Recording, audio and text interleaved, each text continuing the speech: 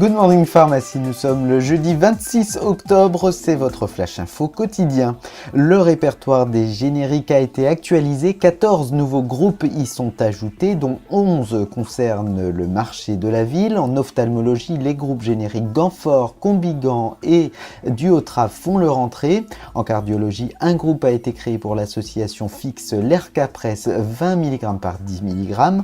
Enfin, un groupe générique pour Viréade et un groupe pour Faslodex ont également été ajoutés.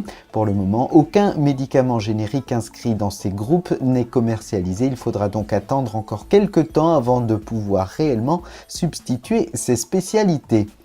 Vous avez jusqu'au 12 novembre pour consulter et commenter le projet de recommandation relatif à l'étiquetage des médicaments sous forme solide. La NSM souhaite en effet améliorer les éléments qui permettent d'identifier un médicament, qu'il s'agisse de son nom, de son dosage ou des mentions de sécurité. L'objectif est de limiter les erreurs médicamenteuses causées par un conditionnement inadapté ou par des mentions portant à confusion.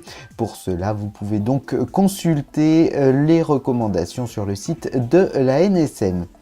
Et puis on termine avec cette information relayée par nos confrères du quotidien du pharmacien. Elle pourrait prêter à rire et pourtant elle est très sérieuse. Il est déconseillé d'utiliser le Vicks Vaporub à des fins sexuelles en l'appliquant sur les parties vaginales. Des gynécologues d'outre-Manche tirent la sonnette d'alarme pour dénoncer cette pratique à risque qui circule sur certains forums. La France ne semble pas épargnée. Certains forums véhiculent en effet depuis plusieurs années cette utilisation.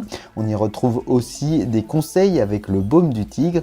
Voilà un sacré défi à relever pour le conseil officinal.